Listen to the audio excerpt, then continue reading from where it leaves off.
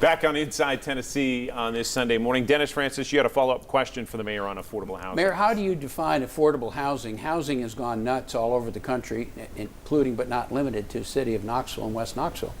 When you talk about affordable, do you have any idea of a range of what it's going to cost for somebody to occupy those spaces and pay rent?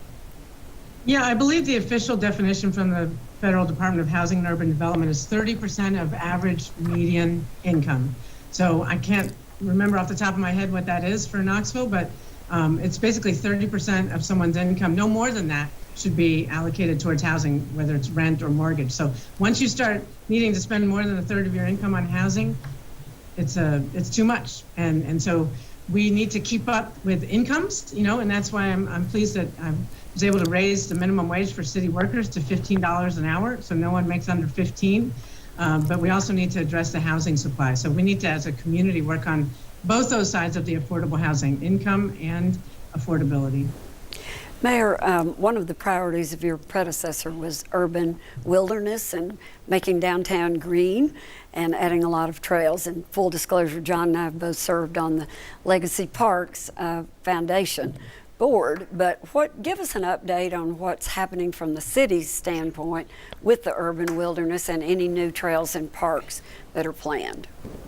Yeah, well, I am a big fan of our urban wilderness, and I think our tree canopy and making Knoxville green and sustainable is so important. So my budget includes money towards a strategic plan for going from a tree canopy census to where we need to be planting and maintaining our trees. Also, we're going to be continuing to build out the Urban Wilderness Gateway Park in the fall of this year at Baker Creek Preserve. And so that is already the gateway to the urban wilderness, but it doesn't have restrooms and seating and accessibility. So we're going to be adding some of those infrastructure and more landscaping and play features. We also just won a grant from TDOT, $1 million that's going to contribute to the funding necessary to make a greenway across the South Knoxville Bridge, commonly known as the James White Parkway Bridge. So that's going to be able to connect people in East Knoxville and downtown to the urban wilderness without having to get in their cars. So those are two of the projects that are moving forward. And I do think that the park space and greenery, it's not only good for our health and good for our planet, it's also good for our economy.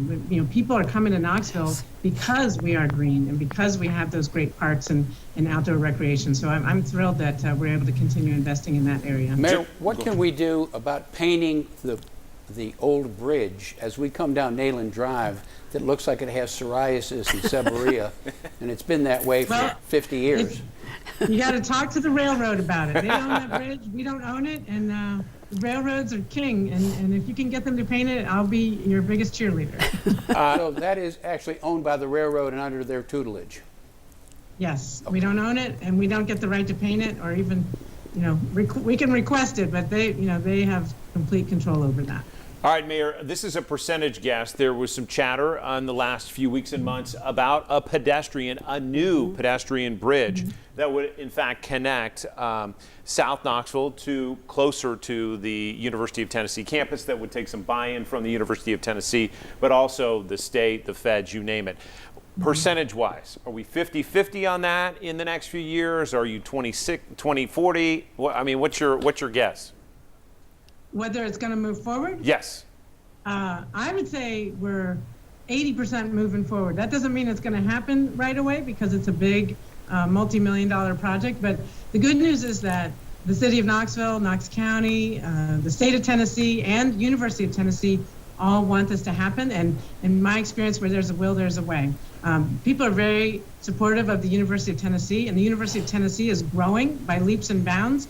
And those students cannot all drive to campus, and there's also a bit landlocked on campus. So we expect that there will be more housing built on the south side of things, and then students and faculty and staff will be able to get to campus without needing a car. So that's just one of the reasons for it. We also think it'll be a great incentive to invest in the Vestal community and revitalize a part of town that also hasn't seen much investment. So we're excited about it, and I think it's very likely to happen. Mayor Kincannon, we appreciate the conversation on Inside Tennessee.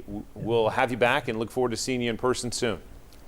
Okay, my pleasure. Thank you very much. Thank you, Mayor. We'll be back with our talk around with Dennis and Susan right after this.